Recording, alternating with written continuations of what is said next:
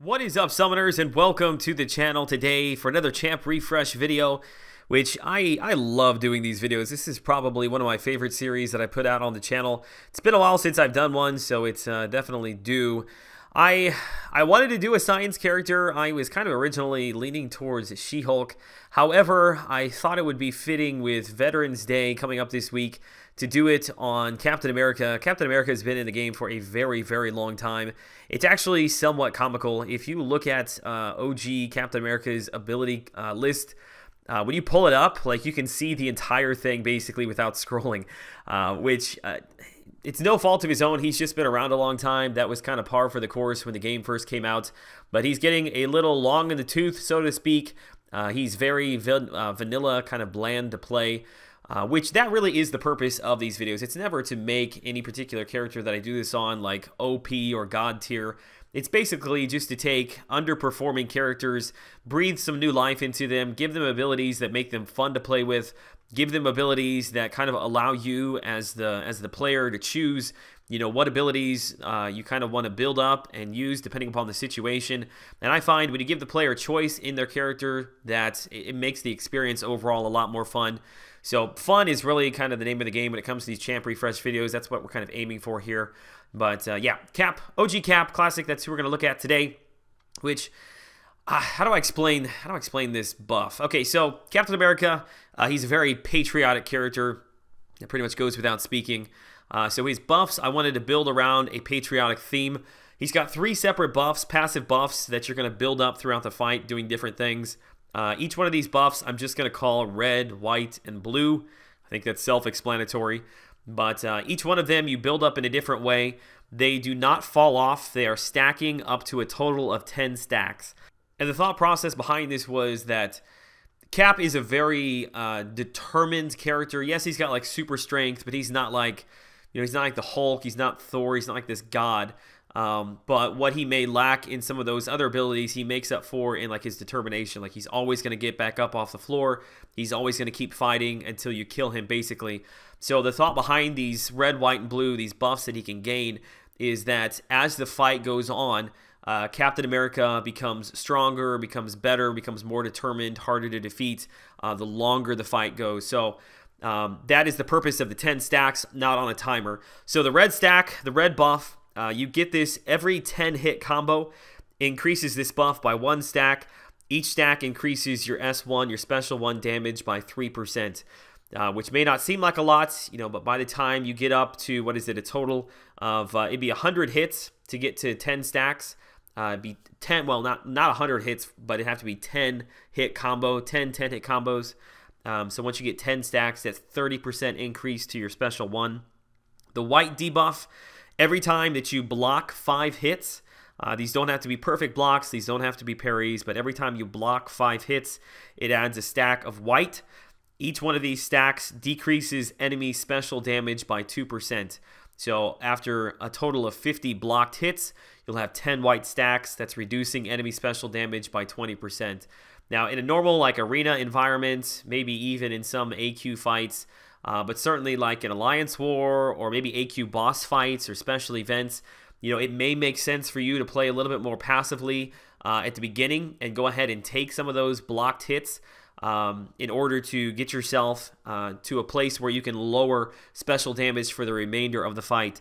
So the red and the white buffs, you can kind of manipulate yourself. The blue buff is more of a defensive-based buff. Every 5 hits that you receive adds a stack of blue, lowers debuffs on himself by a total of 3%. So if you had him on defense, obviously this stack would build up fairly quickly. However, it is kind of nice on the offensive side as well. If you do manage to get clipped, it's probably going to be a 5-hit combo. So every 5-hit combo that you get clipped with, you're going to be lowering debuffs on yourself by 3%, up to a total of 10 stacks, so up to a total of 30%. Which those things, that's kind of out of the box. That's what he gets, the 10 stacks. Then you can alter those based upon his signature ability and the S3, which I'll get to later. But hopefully red, white, and blue, those buffs are fairly simplistic, easy to understand. So he's got a separate debuff that he places on the enemy, separate from all of that stuff, based upon his vibranium shield. The idea is that as enemies attack, this vibranium, it vibrates within the enemy's body in such a way that it lowers all power gain by 10% for 10 seconds. The way that you would trigger this Vibranium debuff is with a well-timed block or a parry. So every time you parry, you're going to trigger this Vibranium debuff for 10 seconds. It lowers all power gain. This is not just power gain from when the enemy is getting hit or when they're attacking. This comes from all passive abilities as well, from all power gain, lowering by 10%.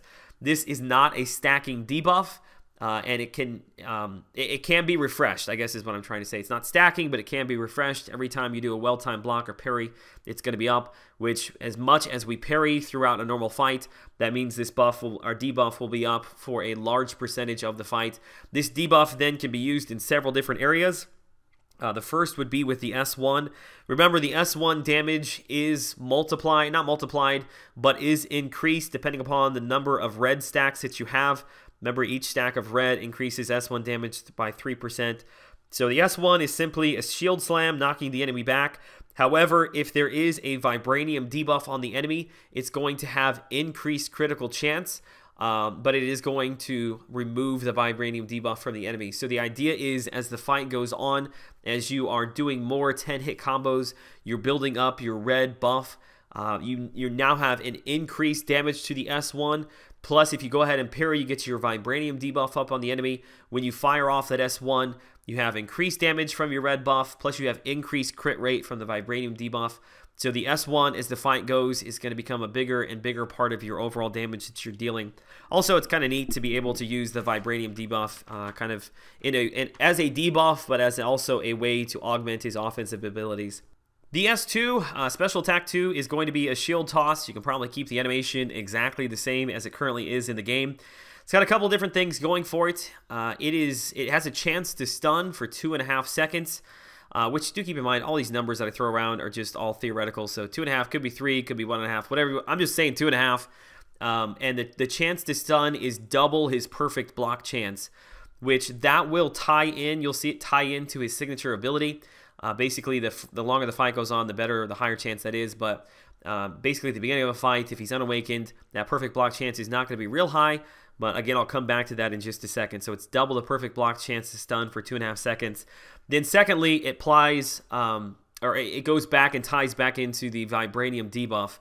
If there is not a debuff active on the enemy, it's going to apply one for the normal 10-second duration at 10% reduction to power for the enemy. However, if there is a Vibranium debuff already active, it's going to refresh that timer, and it is going to double the power control. So it goes reduction of all power from 10% to 20% for 10 seconds.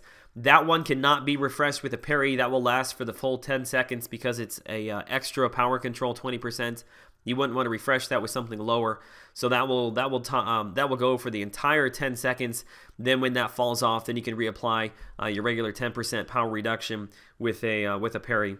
Then finally on to the Special Attack 3. This one is fairly simplistic. Every time you fire it off, you are going to gain 1 stack of red, white, and blue, which I know you're saying to yourself, well, what if I already have one of those at the maximum of 10 stacks? You can further add an additional stack beyond the 10 up to a total of 15.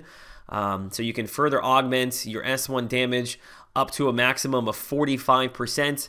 Really, the blue buff, which you get by receiving 5 hits, every 5 hits you receive decreases the debuffs on you by 3%. That's one you don't necessarily want to get on yourself. If you've got that one, you made a mistake somewhere. However, it is nice to have, and you can trigger a little bit of that by firing off the S3. So that's really kind of fairly simplistic to understand. So finally, the last thing to cover would be his signature ability, which I kind of liked the way his current signature ability works, meaning that the lower you get on health, the higher chance you have for a perfect block. I like the idea of, when he needs it most, he has more perfect block chance. The idea, again, going back to the longer the fight goes, the more determined he gets, the harder he is to kill. But I don't like it being linked to his health necessarily. So I'm going to link it to, I'm going to call the signature ability For Honor. I'm going to link a perfect block chance to each one of the red, white, and blue debuffs. So that would start when you awaken him at signature level 1. For each stack, we'll just call it 1% perfect block chance. So if you have between red, white, and blue, you have a total of, let's say, 15 stacks, then that means you have an increase of 15% perfect block chance, which, remember, that also ties into the S2. The S2 has a chance to stun that is double the perfect block chance. So again, with that 15 stacks, 15% chance for perfect block, that converts over into a 30% chance to stun with the S2. Then as you put more signature levels into him, as he starts to gain signature levels, that 1% would probably start to creep up closer to like 2%, maybe even a tad bit above 2%, meaning that same 15 stacks is now 30% perfect block chance, which means the S2 chance to stun is a 60%. So again, this all kind of ties into the idea of the longer the fight goes, the more strong Captain America becomes, the more determined he becomes, the harder he is to kill. So I think that all ties together in a better way than having to wait until your health is like fully diminished before that perfect block chance kicks in. So I really like the way that ties in. Plus, the other thing, this would not have a percentage tied to it that would go up or down on signature level, but your Vibranium debuff, once you're awakened, would also decrease health gains by the same percentage. So when the Vibranium debuff is active with a parry, it's lowering all power control by 10, or all power gain on the enemy by 10%. Also reducing all health regeneration on the enemy by 10%. If you fire off the S2 and already have one of those debuffs active, remember, it refreshes that for 10 seconds and doubles its potency. So that'd be a 20% power reduction, 20% health reduction. That's just kind of tied into his awakened ability. I think these changes overall would bring really good balance to Cap. It's a character that you would have to play well with in order to get the best out of him. It's not somebody that you just start the fight with and he's just, at his max abilities. You're going to have to kind of pick and choose what you want to do. If you want to build up your white buffs by blocking, if you want to, if it's a long fight, if you want to fire off some S3s to increase your stacks beyond 10 for the increase to damage. By blocking and getting the white debuff up, you're lowering the enemy's special damage. You're pairing that with your Vibranium debuff, which is lowering power gain. Those two things hand in hand, I think, make really good options in Alliance War when you're dealing with people that have got Mystic Dispersion, passive power gains, somebody like Mordo, somebody like Hyperion, helping to reduce that, at the same time reducing special attack damage, at the same time building up your own S1 damage and your perfect block chance overall. So I think he would be very strong in Alliance War and in Alliance Quest for those reasons. Would make, I think, a very good pairing for somebody who'd be a really good lane clearer. Not necessarily going to do tons of damage output. That's not really the purpose of him. That doesn't really tie into him as a character, but just really strong overall utility.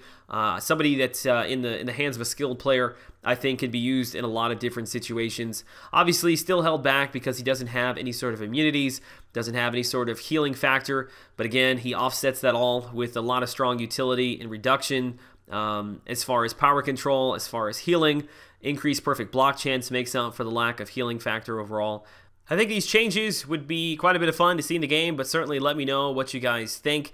Like them, dislike them, changes you would like to see. One of the things you could help me out with, which I've never asked for this before, but you could follow in the description below the link to my Twitter page. Find the tweet that I sent to Kabam with this video, tagging them in it.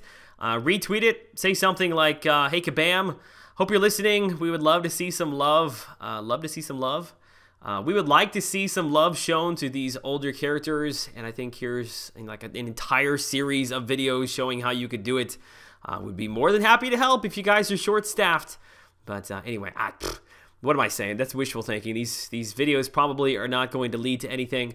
However, I enjoy making them. I'm not going to stop making them regardless of what happens. But yeah, anyway, hope you guys enjoyed it. If you have any suggestions for what character we should do next, certainly let me know.